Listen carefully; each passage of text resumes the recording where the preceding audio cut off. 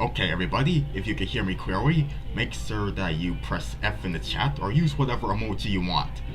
In the meantime, I'm gonna be welcoming everybody who has arrived. The best bro, welcome. Yes, enjoy your lifesaver gummies. And Daniel, yes, I'm doing an after party, which is something I've been doing since the fifth installment of Klasky Logo Remake Party.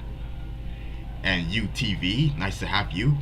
And Inky, nice to have you as well. What's your... I see you have a new avatar. What is it exactly? Looks cool. And SpongeBoy, nice to have you. And Mike's Toontown, really nice to have you as well. And Deidre, nice to have you back. And who else am I missing? Yes, Norbert, I see you're here. Welcome. Yes, the stream is finally starting. I see you have a toilet emoji. Is that you who put that there, Bart? Yes. See anybody else? Hori, the Coptic Weather 2025. Nice to have you. See if there's anything else. Zing Official. Hello. And yes, the Muppet Show is playing in the background because we're still in the 70th anniversary month of the Muppets and Kermit the Frog, especially. Maybe. Okay, I guess so. I was correct, Bart. And yes, welcome everybody to the after party stream for Klasky Logo Remake Party 7. I know with this latest installment, it was a long time coming, and I thank you guys for not only your patience for the 7th installment being released today, but also for the positive feedback that you have given it thus far. So with this stream, it's gonna be a chill stream, you know, asking questions about the making of Logo Remake 7, and also with just general opinions on the logos, and also what the future may have in store with the series. And yes, I am a bigger Sesame Street fan than the Muppet Show too, Inky, but also in a way, when you really think about it, they're equally excellent examples of Jim Henson's brilliance. Let's see here. See if there's anything else I'm missing here. Oh, yes sir, I don't think I welcomed you yet. Welcome. Welcome to the stream here. Let's see if there's anything. Yes, Deidre, so at the end of Klasky Logo Remake Party 7, I thank those who gave suggestions of, you know, I asked my folks in the community tab what are their favorite logos from the previous 6 installments of Klasky Logo Remake Party, and you guys left your suggestions on what I should include in the look back montage at the end of the 7th one, and Deidre, you gave some examples, and I thank you for that. And Luke, you shared your examples too of what I should include. And let's see here. Oh, speaking of Luke, yes, he says his favorite remakes are the Nick Games one, and Playhouse Disney, and Serious Thinking. Yes, I think with the Nick Games one, it might have been partially motivated by watching a lot of cartoony gameplay, because Mike's Toontown plays a lot of Nickelodeon games, and Playhouse Disney I know for sure is a popular nostalgic favorite, included one of mine. Although I'm a bigger fan of the Disney Channel logo with Mickey dancing in front of the TV, and Serious Thinking I remember it from Between the Lions, which recently turned 25 years old this year. Let's see. Norbert's asking, what was my favorite of the logos to recreate for Klasky Logo Remake Party 7? Well, one of them happens to be one that has been getting like a lot of praise amongst you guys. It is the one for Warner Bros. Television with Bugs Bunny as seen in the Bugs Bunny show all the way back in 1960. That was a fun one to recreate. Although, when you look at the original, okay, so there it is right now. Yeah, so it's intended to be reminiscent of how Chuck Jones directed Bugs. But while I was animated, I also added like a tiny bit of Bob Clampett in there when I was doing the frames, like in order for Bugs to be as smooth as he was like in the original animation. So that's definitely one of my favorites. And another one of my favorites to recreate was the Spunko logo. I know, like some of you may think that with the Spunko logo being featured in the 7th installment, that it was intended to be a tribute to one of the co-founders of Spunko and one of the best Ren and Stimpy artists, Jim Smith, who sadly passed away earlier this month. But in actuality, I made the Spunko logo like over a month before Jim Smith's passing, and if anything, it was really intended to be like a 35th anniversary wish to the original Ren and Stimpy pilot Big House Blues, which is also why I made sure that the Carbuncle Cartoons logo was sandwiched in the Spunko logo and the Nickelodeon logo being featured as well. You know, the Hey Pile and the custom, well, it's actually like a stock music track, but yeah. Oh, it's okay if you don't like Ren and Stimpy, AK. And let's see. And Norbert's asking, what was the hardest of the Logo remakes to recreate? Well, instantly what comes to my mind is actually the 30th Century Fox Television logo, which, as you may remember from the credits, that was SpongeBob's request along with the Curiosity Company logo, because back in 2023, I did a Halloween stream in which you guys were guessing, where does the sound for the scary logo come from? Like, what exactly is the scary logo? And SpongeBob was the winner, and among the logos he requested are the Curiosity Company and 30th Century Fox Television logos from Futurama.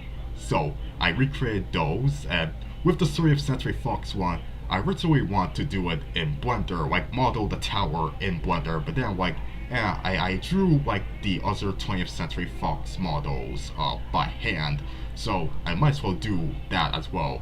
And it was still like pretty complex, the model, the 2D drawn model for the 30th Century Fox Tower, because it's a bunch of layers that I also have to put in, like export separately in order for them to be composed into DaVinci Resolve to give like that multi-plane effect when the tower is zoomed out. But I'm really proud of how it turned out still with the 30th Century Fox logo. Let's see what else. And yeah, with the Nickelodeon Hey Pile, it was mainly used on the Klasky Csupo shows.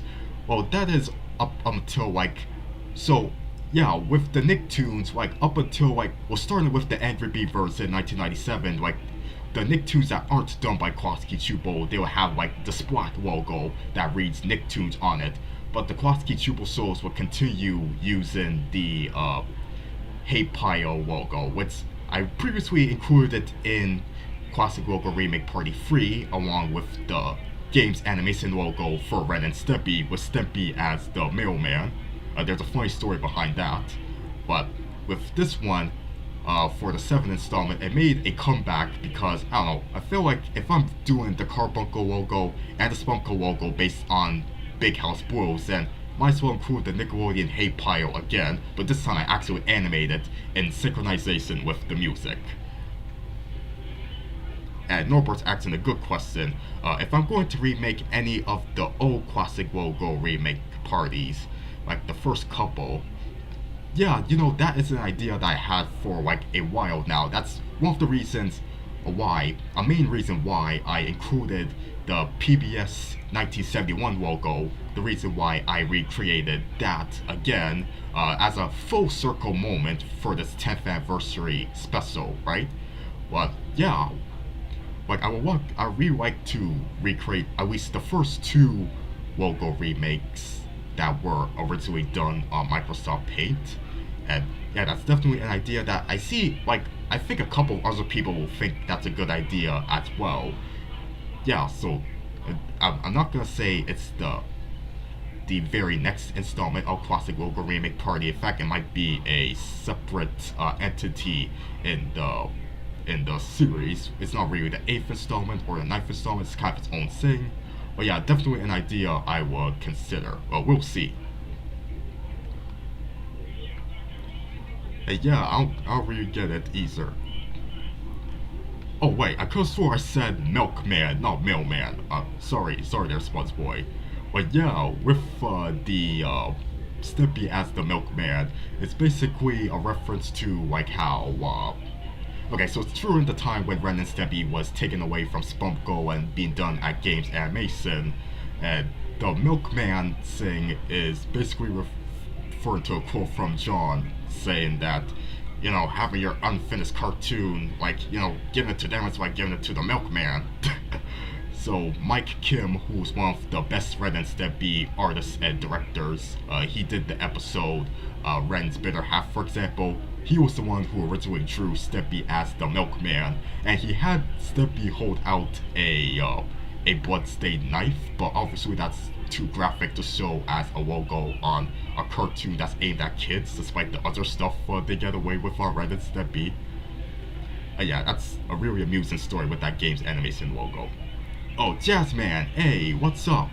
Nice to have you here. Hope you enjoyed Classic Logo Remake Party 7, if you were able to watch it. And Banjo the Bean, nice to have you as well.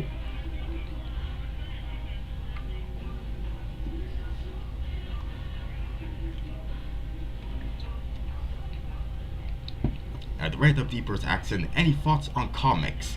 Well, or manga. I don't read manga, but I do like some comics, like comic strips like Peanuts and Garfield and Calvin and Hobbes, for example. And also, some of my favorite comics are based on TV shows, whether it's the Simpsons comics or the SpongeBob comics or the Dexter's Lab comics. Now, with the Dexter's Laboratory comics in particular, the Dexter's Laboratory comics in particular, it's kind of like looking at storyboards for the show, only fully colored. That's how like well composed like the series itself is, how very appealing it is, and some of those comic stories were adapted into episodes, including one about Dexter making his own comic, which was featured in season 3 or season 4, I can't remember.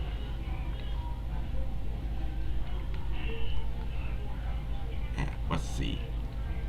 Yes, I see Norbert is promoting my coffee commissions, specifically the review requests.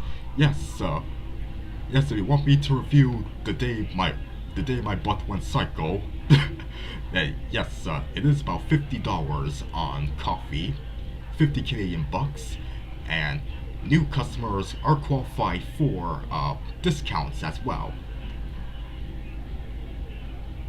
And SpongeBoy said, even after he was fired, John K was still credited on games episodes such as Lair of the Remakes and Ren's Brain and the original airing of Stimpy's cartoon show, since these episodes were conceived by Spunko. Yes, and you know, one of my favorite things about the book Sick Little Monkeys, the unauthorized Ren and Stimpy story, is that it has a whole section detailing on which stage of production the episodes from season 2 and season 3 were whilst as Spunko was being fired and moved the show over to Games Animation.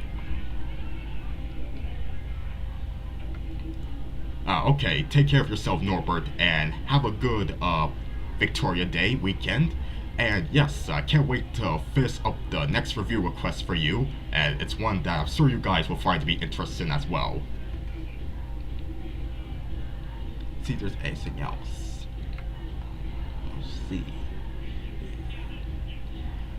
I see. SpongeBoy saying that if I ever do another Classic Logo Remake Party in the future, yeah, he said he already mentioned in the comics that I should recreate the Heroic Films Company logo and also the Atomic Cartoons pencil logo from Captain Flamingo. Yeah, I'll consider those.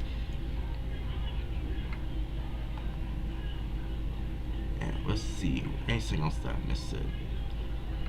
Oh, okay, yeah, Ethan is saying that that there are some other logos I should consider adding to the next installment, including Blue Sky Studios from 2005, and O'Mason, which was from Back at the Barnyard and Planet Sheen, Kino Film, which was from Mike Wu and UGG, and There's also Billionfold, which is Butch Hartman's company, and FHE Pictures from, I believe that's from Jonah, a VeggieTales movie, which I ought to rewatch. And Happy Puppet Productions, also I'm not familiar with that company. You might have to clarify who those guys are. Nemo Tickets, hey, welcome. In case you're just stopping by, welcome. And MTE Television, another interesting suggestion. Thank you, Rook. And yeah, okay, so, but speaking of John K, so yeah, some of you guys may know that one of the logos I recreated for this latest installment is Chuck Woolley Productions. You may know Chuck Woolley. He created the Big Bang Theory and Two and a Half Men, but before that he was working on Saturday morning cartoons, including the 1980s version of Beanie and Cecil, and so that was what the essay that I wrote as a parody of the Chuck Woolley Productions logo. That's what it's about, because as you may know, Chuck would write different essays for every one of the episodes of the shows that he produced. Either that or he just put on a picture. And yeah, I've seen at least one person say that I should include that as a recurring template on Classic Logo Remake Party, similar to how Cartoon Network Studios is a recurrent template since the 4th installment. Yeah, maybe I should recreate the Underdog Productions logo from American Dad, since I have recreated live action logos before, like for example, the Cossin video logo with the guy screaming.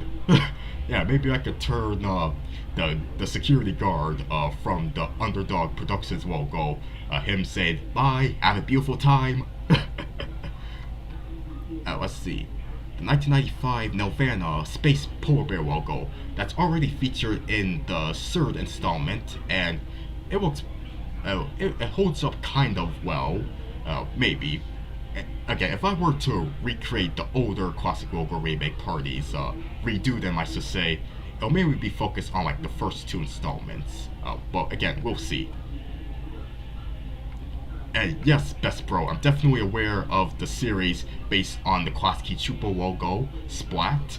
I talked about it a bit in my video ranking of the Klasky Csupo logos, but, well, except for the Global Tantrum logo, because I completely forgot about that one while I was making that original countdown, but that got its own review as well.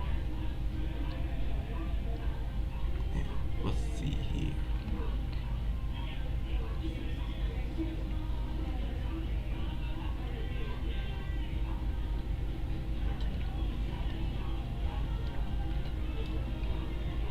Sit, Ubu, sit. Good dog. Yes, that was the subject for an April Fool's Day gag that I did for this year.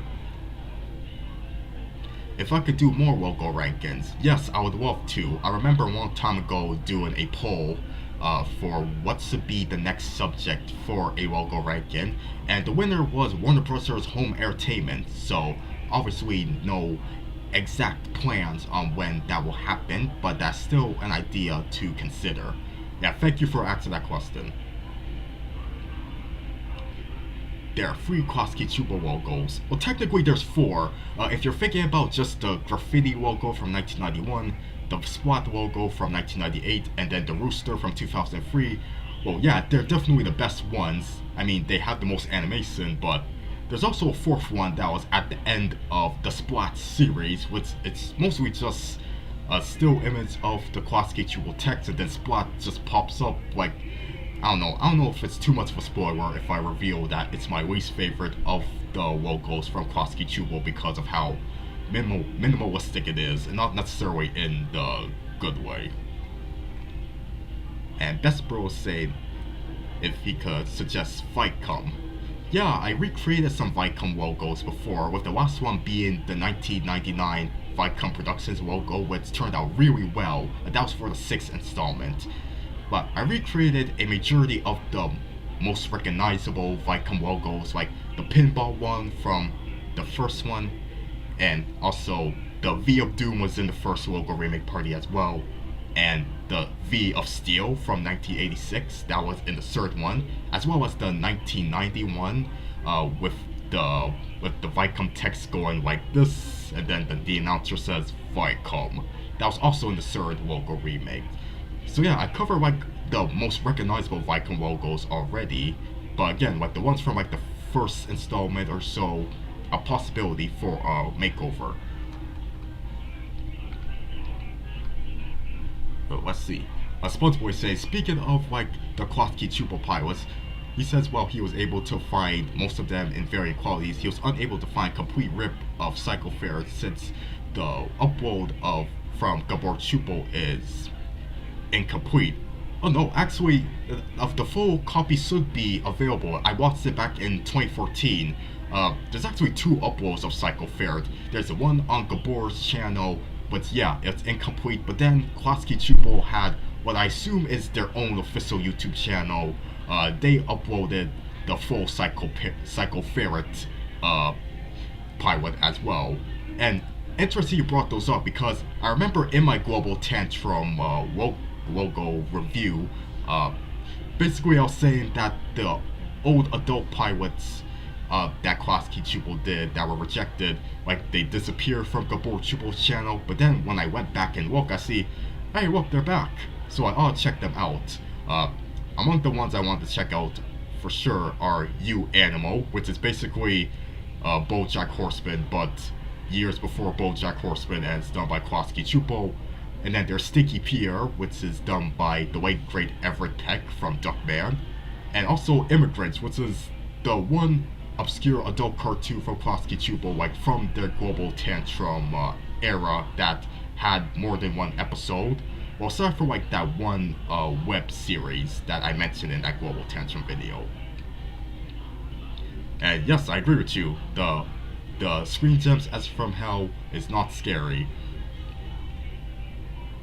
Also, and the closest thing to scary for the V of Doom has to be when it is at warp speed, when it's moving faster than usual.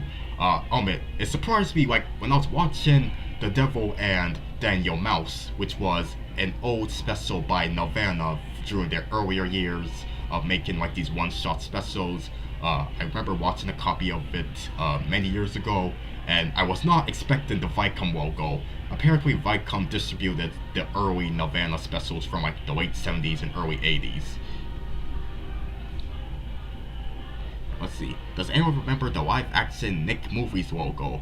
Oh yes, I definitely remember the live-action.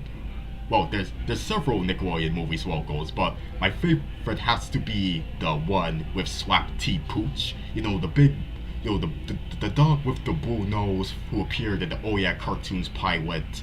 What is funny, that logo was featured at the beginning of the Rugrats movie, so therefore there's that nostalgic attachment, and the logo itself is really well animated and funny.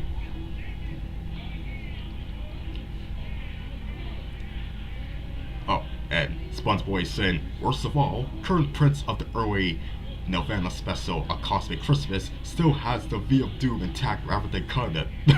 Yeah, that's interesting. I don't know.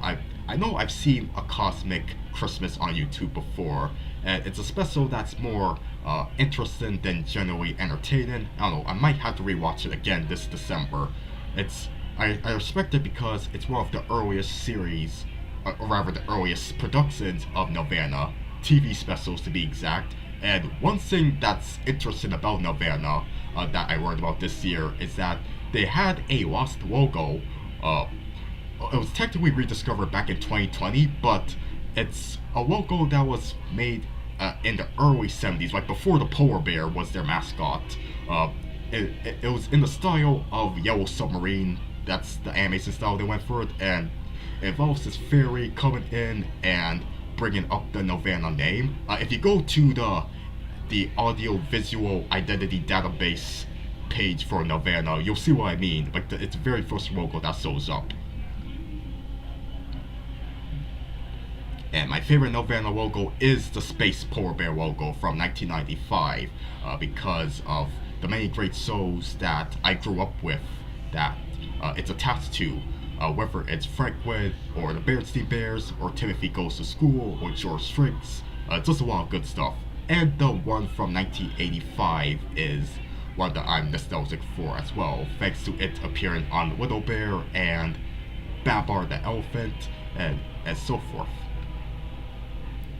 See if there's anything else that I'm missing here. Oh yeah, that's right, I forgot. The co-creator, one of the co-creators of the Wild Thornberrys actually passed away. Yeah, I remember you told me that, SpongeBoy. Yeah, it is unfortunate. Like, I haven't seen the Wild Thornberrys since last year when I was watching it on Paramount Plus. But yeah, it's definitely a show that I like more than ever.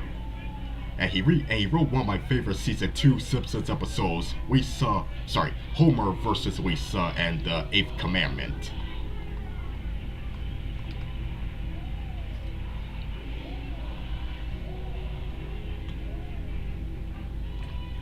Luke is saying that the 2001 Walt Disney Home Entertainment logo is one that I should do next time. Yeah, that's a good suggestion.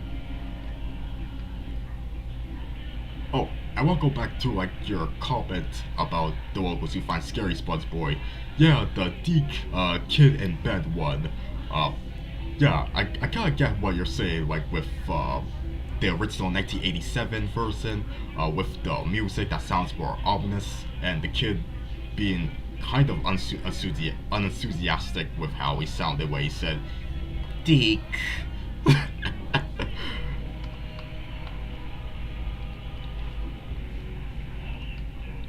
Oh, but speaking of the Deke logos, yeah, so one of them that I featured, one of the featured logos for the 7th installment is Deke Toon Time Video, which was Deke Entertainment's home video division, and just like with my recreation of the Kid in Bed logo for the 4th installment, I included some Easter eggs for the Toon Time Video logo, specifically in the background. Like, if you look closely, I drew some characters from several Deke productions as a wallpaper sort of pattern. Like, among them that I include Inspector Gadget, of course, because he's basically like the mascot for Deke. And another one that I included is Madeline, because I remember watching that show too. And of course I had to include Dr. Robotnik and Luigi because of how iconic they are in the YouTube poop and meme communities since the 2000s. And another one I included is Alf, from the sitcom Alf, but he had his own cartoon that was produced by Deke. And another one I included is, let's see, I included Dennis Mitchell from the Dennis the Menace cartoon, and Cecil from the Beanie and Cecil revival, and Hammerman as well. Does anybody remember a Hammerman? The cartoon that MC Hammer had? I don't know, it's a weird, obscure early 90s cartoon. It's one of those cartoons that I never heard of until I see people like the mysterious Mr. Enter review it. Oh, Ziggins point out, in the original 1987 version of the Deke logo, if you look closely you can see the dog blinking. Oh, I never noticed that. That's cool. Let's see here. I hate that hedgehog, says the best bro, quoted Dr. Robotnik. Yes.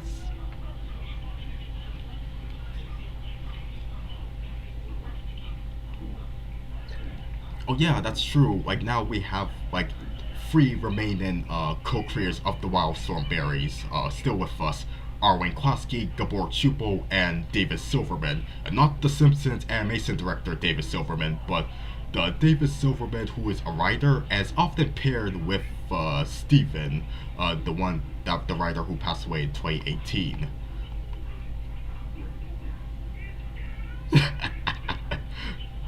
Yes, SpongeBoy is saying that it's ironic that the intro to Hammerman has better animation than the actual series itself. Yeah, I know, it's pretty common for TV shows to have animation in the title sequence that's better than what's in the main show itself. One notable example is the Beetlejuice cartoon, but even then, the main cartoons still have animation that's pretty competent. Like, it looks acceptable, like kind of what you expect for like animated series made on a certain budget. But I don't know, I never actually seen an episode of Hammerman myself, but I remember the reviews saying that the animation is particularly cheap.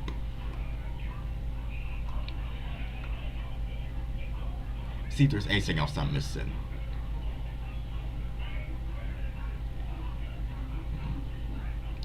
And yes, I've definitely seen the MTM Enterprises logo. In fact, that cute cat was in the very first installment, and I also recreated the MTM home video logo for, I think it was the 5th installment.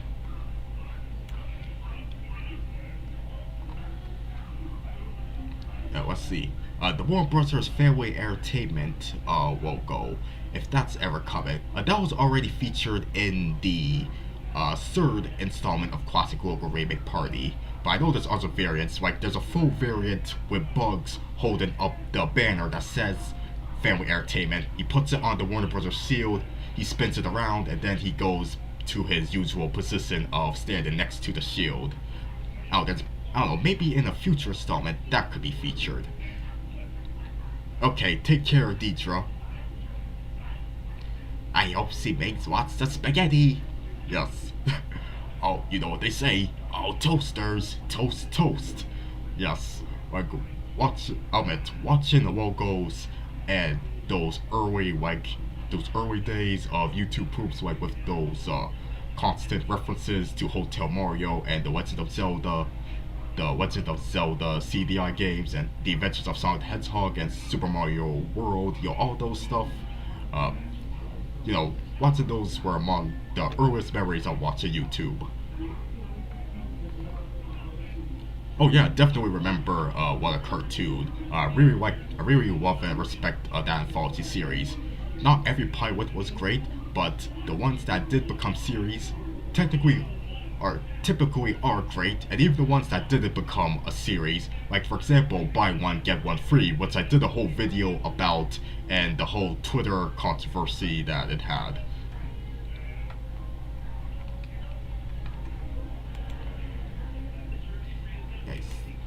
Oh yeah, I still remember to let you guys know that if you're enjoying this chat, make sure you hit the like button and to subscribe if you are a newcomer.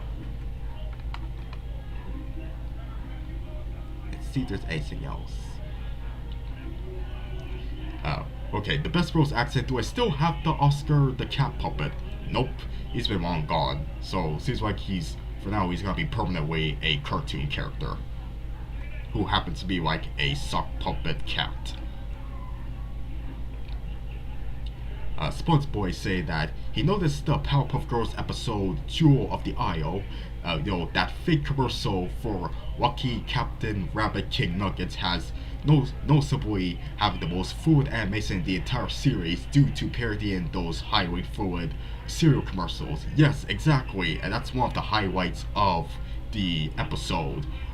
I forgot who exactly did those commercials. It must have been somebody, maybe like a secondary studio who was commissioned to do that sequence specifically, who maybe did actual cereal commercials. But yeah, I really love that part.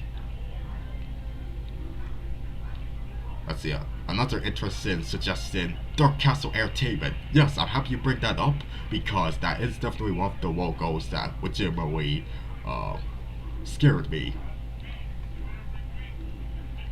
And asking, okay, Abel's asking, any Grover guys plans? We'll see. I really like to do more with those guys.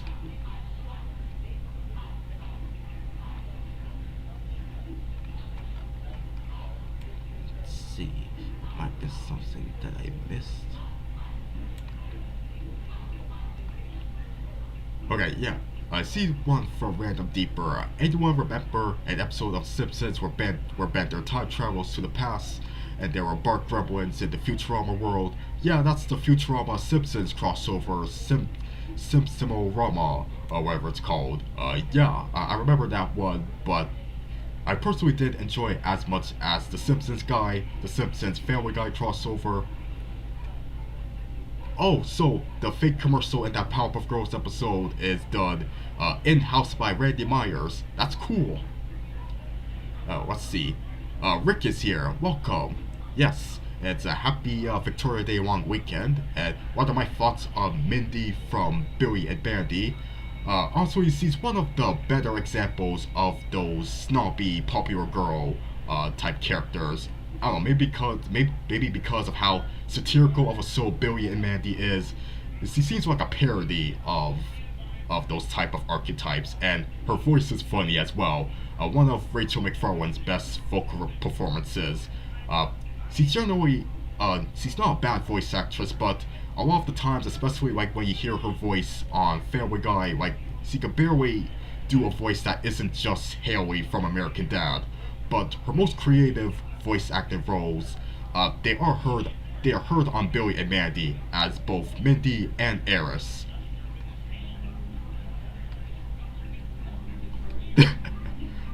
Oh yeah, in that same episode, the Powerpuff Girls are watching a Beast Wars parody, complete with poorly aged CGI. Yeah, I forgot about that. Yeah, I watched some Beast Wars, just less than a couple of years ago, and yeah, the CGI is pretty laughably bad, but the writing is decent. Same with Monster by Mistake, another early CGI staple of white TV. Anybody remember Monster by Mistake?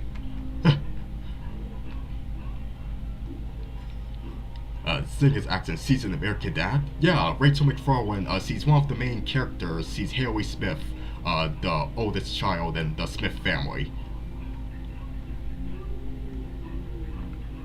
I don't know if she was hired out of nepotism, since, you know, her brother, Steph McFarlane, is the creator and star of the show, but yeah, I do like her as Haley, but I don't know, whenever she uses her voice in like incidental Family Guy characters, for example, I'm like, that's just Haley I'm hearing. Let's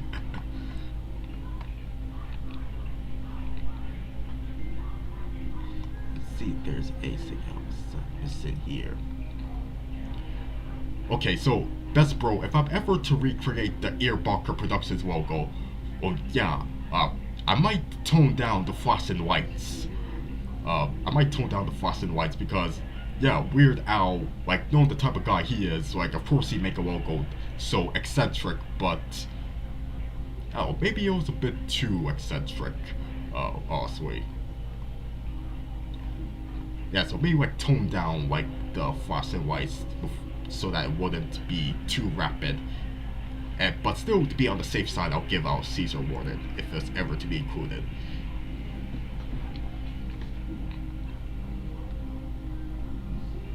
Let's see. Yes, I love Itchy and Scratchy too. Well, my favorite Shin-chan character. I don't know, I only watch a little bit of the shows, but not enough to be like, yeah, I really enjoy this character, unfortunately. And let's see, Hasbro logo and Toho logo, a Toyo logo. Yeah, those I could consider. Well, maybe the Hasbro logo, if it's the one from My Little Pony, Frenchman's Magic.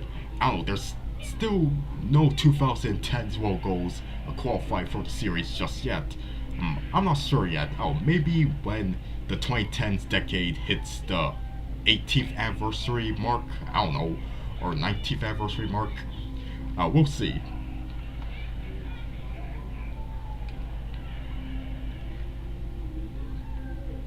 Yeah, let's see.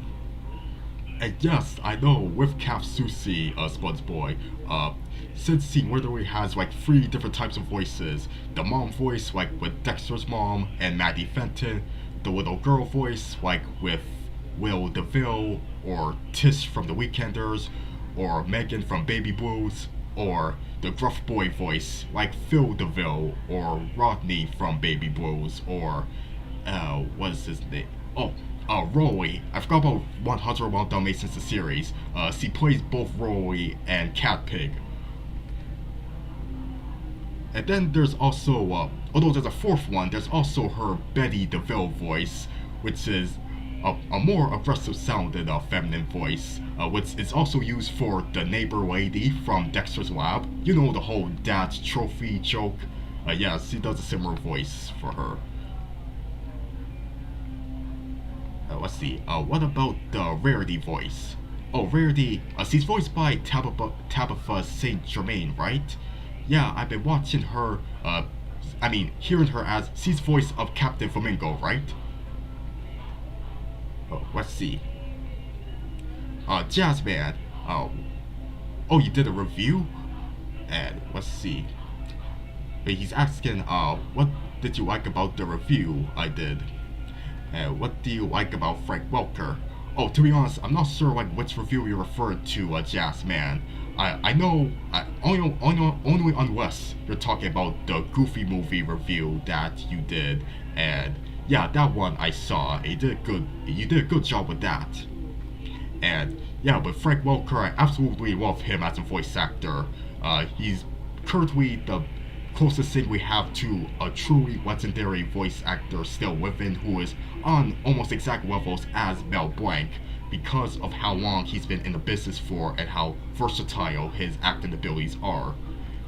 And yes, I love him as Scooby and Fred, and of course, being the Evil Concarne fan I am, Bosco is a top tier role of his.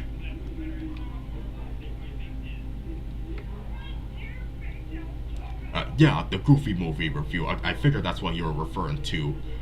Yes, and I love Frank Welker as the voice of Bigfoot.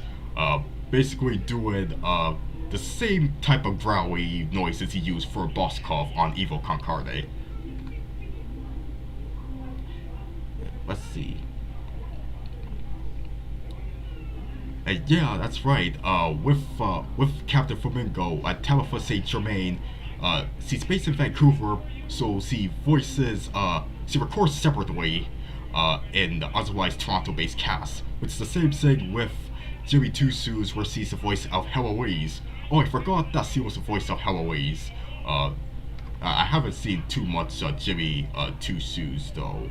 It's a fine show. Like one episode I remember is the one where Jimmy and BZ, I think that's the name of the big red guy, they're trying to figure out like what does Heloise's feet look like since we never see them.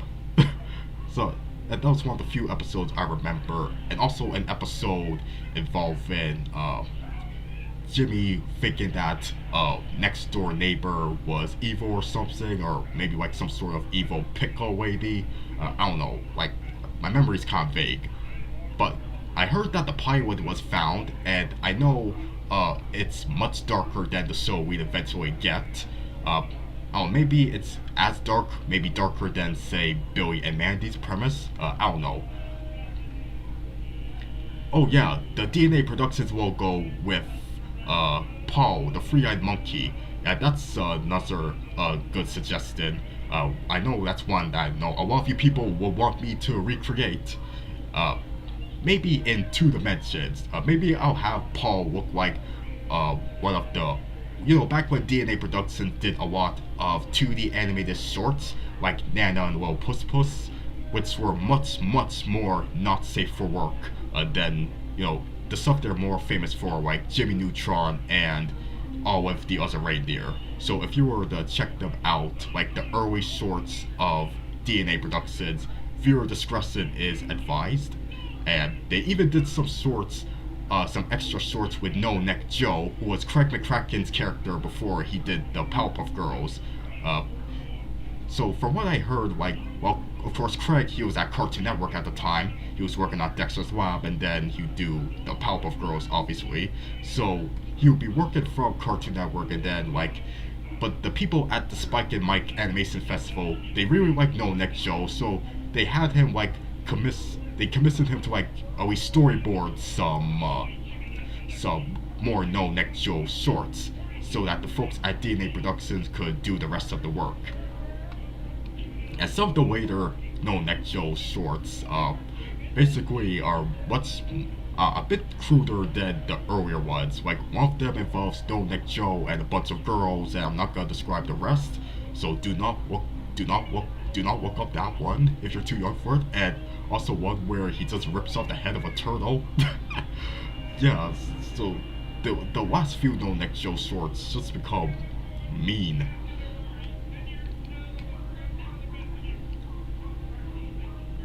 Let's see. Yeah, Jack is saying that he probably sat or saw the episode with Hillary's feet. And yes, as he leaves the different footprints, or that like a mixed match of footprints, like uh, and that's another memorable thing about that. Alright, I haven't seen the Minecraft movie though, but I heard about its success. I know Jack Black is in it, and I know about the whole chicken jockey thing with people going crazy in the theater. Like, presumably, like teenagers and older, and some actual adults who are doing this. Like, it's insane and kind of dangerous actually. Like, carry on, like when Jack Black says chicken jockey or whatever, like they just throw things at the in the theater. I don't know. Let's see, what episode do I think is much darker? Speed Demon or Knock It Off? I have to probably have to watch them back to back. But I know they're both pretty dark. With the Powerpuff Girls and Speed Demon seeing like the darker alternative reality that has happened, like because they were I'm trying to remember. They were playing tag, and then they were like running really fast, and then they go into this dark future, and everything in Townsville is ruined. And then there's Knock It Off with that definitely one of the creepier, more realistically creepy villains, similar to Lenny, the fat nerd from the Collect Her episode, but Dick Hardaway, yeah, he's about as creepy as Lenny. Uh, because of how he was making all of those. He thought that the Powerpuff Girls were so marketable that he wanted to make all those knockoffs. So yeah, I don't trust that Dick Hardaway guy. If I seen Scooby-Doo and the Reluctant Werewolf, yeah, I remember seeing it on Tele2 whenever it came on, along with the other like 80s Scooby-Doo movies that have Red Shirt Shaggy and Scooby and Scrappy was there too, I believe. Yeah, like the rest of the gang were not there. It's just Shaggy, Scooby, and Scrappy. So yeah, I vaguely remember those Scooby movies from the 80s, including the Ghoul School. And I know with the characters from that movie, they returned in an episode of OKKO, Let's Be Heroes. And for sure, I remember watching that Halloween special.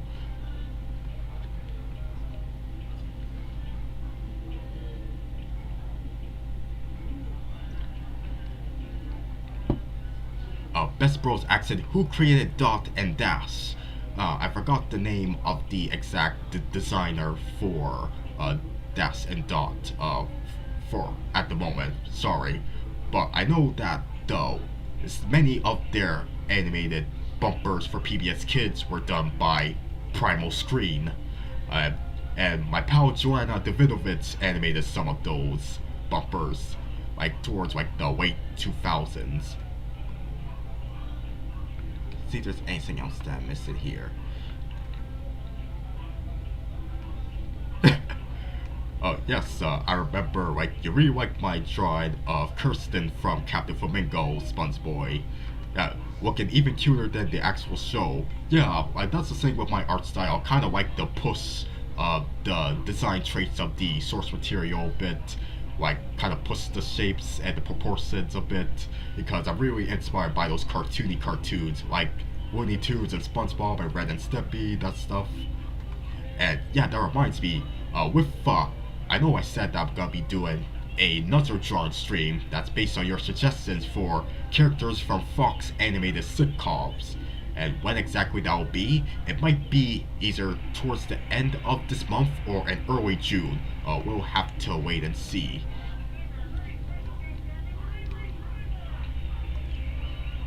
The London Weekend Television Man. And yeah, Fairy Godparents. I remember that's supposed to be the working title for Fairy Odd Parents. And I think another working title was Oh My God Parents. But the Fairy Odd Parents was a much better title. A much more creative title, honestly. Oh yes, I've definitely seen Billy and Mandy's Big Bookie Adventure. It had some really good moments, including the opening scene with Billy, Mandy, and Grimm chasing General Scar, and also the scene where it's revealed that Number 3 from Kids Next Door is taking on the role of the Grim Reaper, at least temporarily. Yeah, I have to rewatch that one. And also includes one of the few moments where Mandy feels genuinely worried about Billy. See, there's something missing. Jack is asking, if I could create a superhero cartoon, would it be more comedic or a nice combination of silly and serious? I'd probably make it more comedic. Like, I'm not the biggest action cartoon fan, but I do like mixes of action and comedy. Like, the Powerpuff Girls is an action comedy, for example.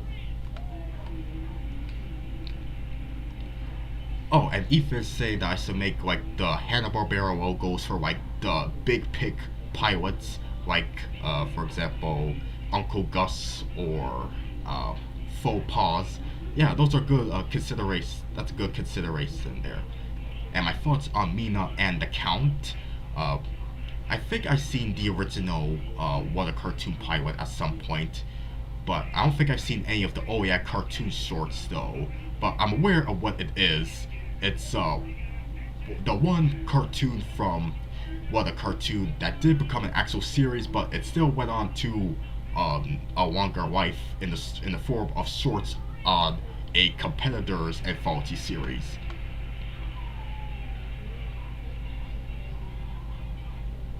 And yes, a weird fact is that General Scar moved into Endsville on Billy and Mandy in the episode Scar for Life, and the episode aired before Evil Concorde's second season. Yes, exactly. In fact, the fact that Scar appears in the Billy and Mandy intro since the first season, like as a standalone show, like that's also before Evil Concorde aired its final episodes of season 2.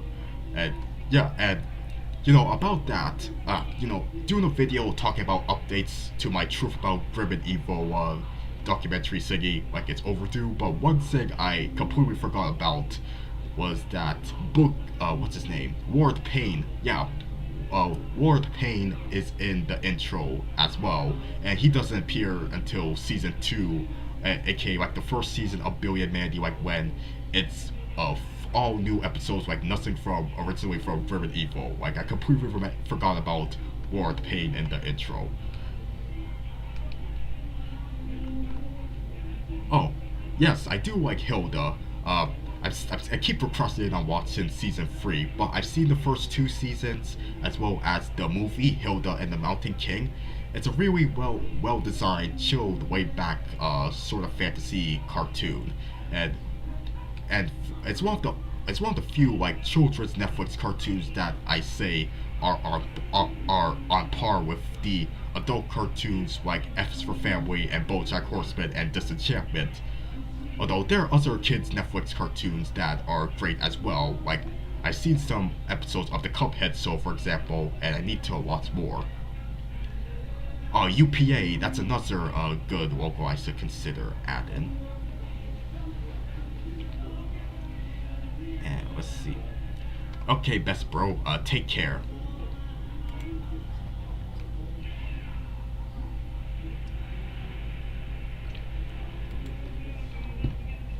Let's see, how long? Well, we're almost an hour with this discussion.